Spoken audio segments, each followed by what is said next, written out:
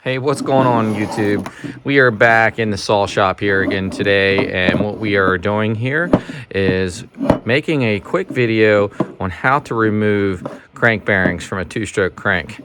This video will also work for a lot of your two-stroke dirt bike cranks and various other engine rebuilds where the cranks tolerances to the bearing it's just so tight that they will stick on there, and you're going to need a special tool to remove the bearings from the crankshaft.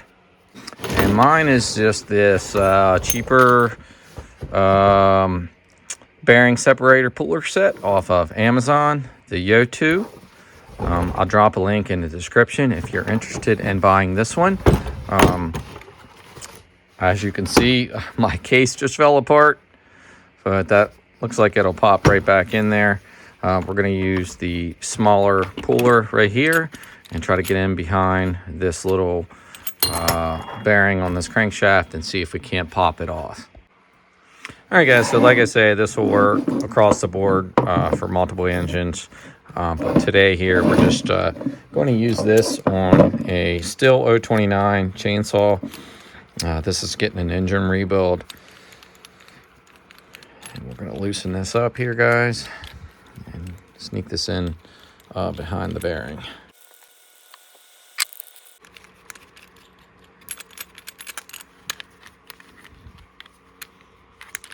And we're going to make sure we got it seated in there properly. You want to make sure everything's evenly spaced. Tighten these nuts back up here.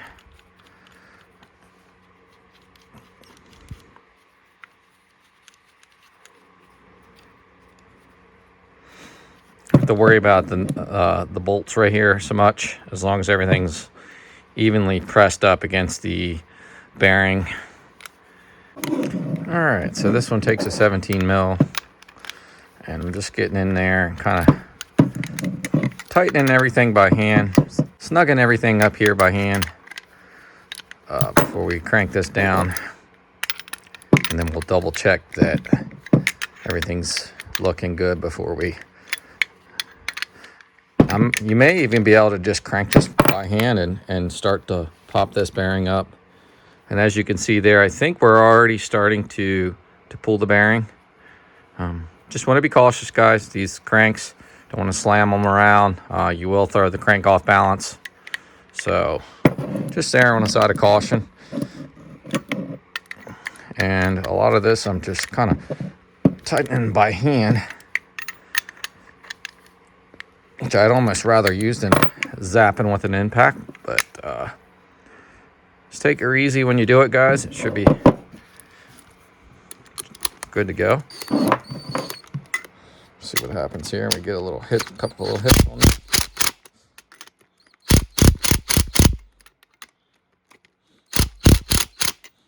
And eye everything up. Make sure you got nothing going on here. So we are pulling the bearing off there. I almost should have did it this way and this way.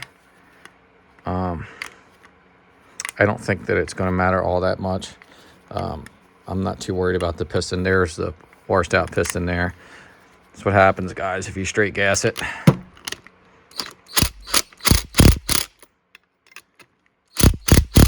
I'm working through the camera. This is definitely a little different.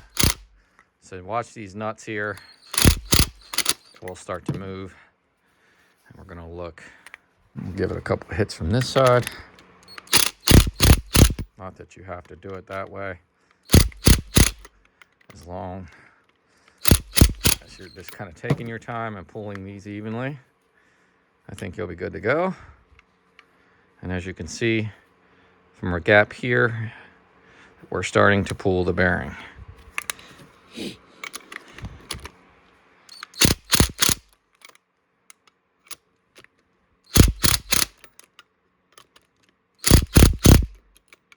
Just hit it back and forth.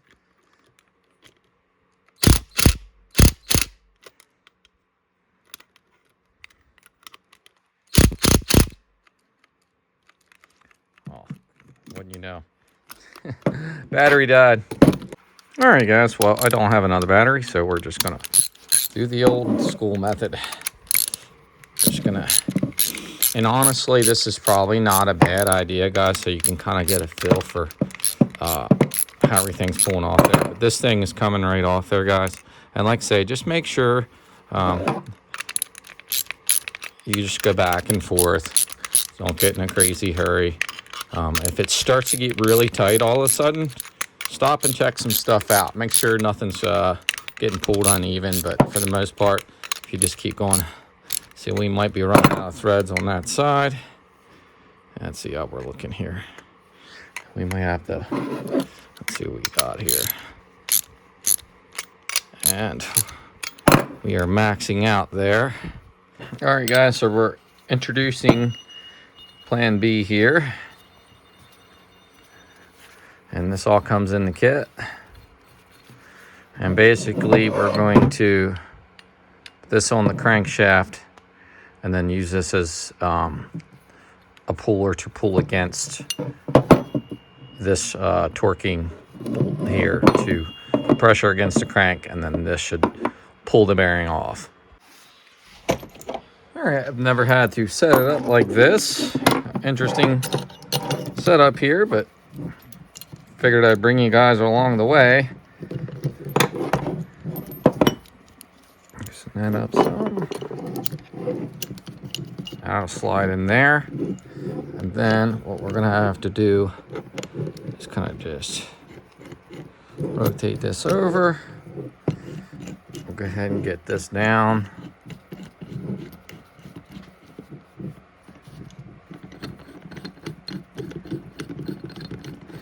And we can, it's got a nice little point on it there and a nice little dimple right in the crank, so that's nice. It's not just some sketchy or half-ass little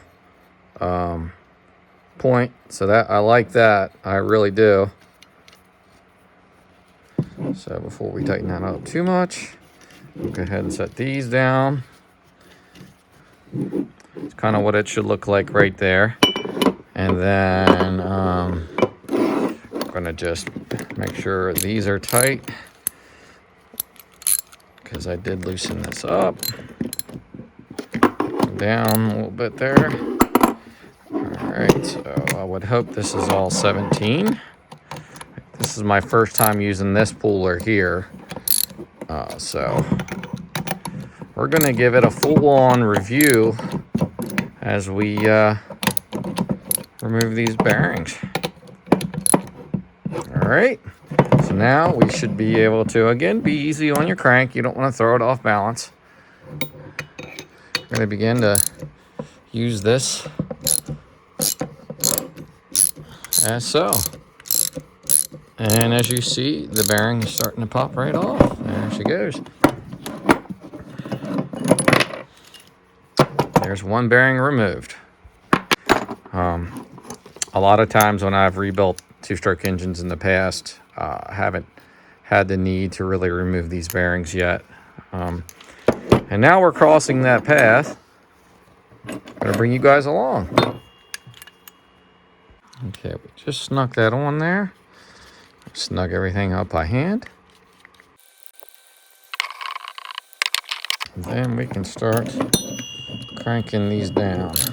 Again, make sure everything's in there properly. And everything looks pretty good there. So we're gonna start tightening it up.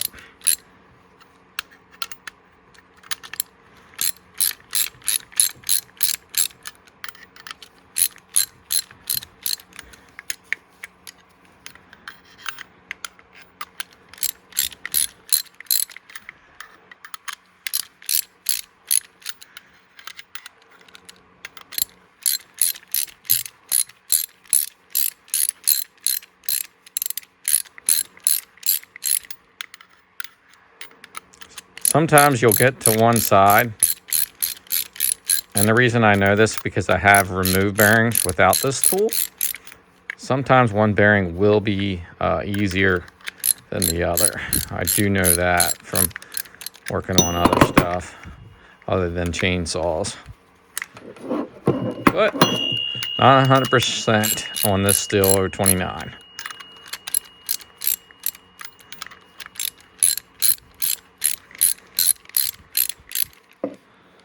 And we do got some bearing lift, and it is coming with a breeze because I haven't had to put much tension on this mechanism here, on this puller at all. So I'm just wondering, I almost think we could possibly get that off, but we'll keep on keeping on here and see what happens.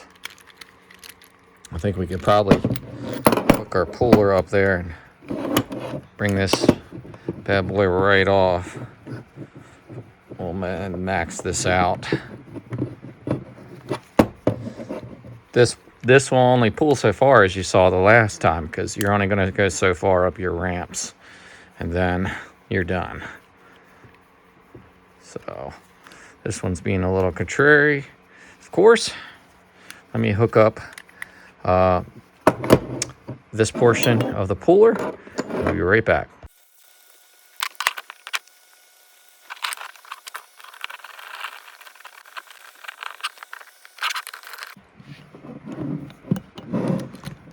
Just making sure that everything is lined up as we try and pull this the rest of the way.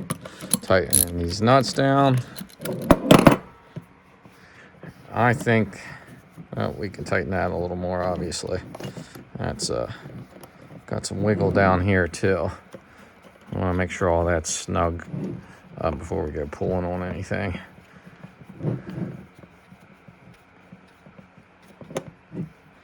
Like I said, I feel like this one's pulling off a little easier. That point off of this, which I did like, is setting right on there nice on the crankshaft. So we'll go ahead. Yep, and there she went. Should be able to just pull it on up out of there now. Yep. All right, guys, we've removed these steel 029 bearings, which I don't know if you can hear that too well. They are definitely not the smoothest bearings in the world, for sure. All right, guys, so there you have it. That was how I remove bearings from a crankshaft. It was my first time using this tool, this kit combination. I know I needed one.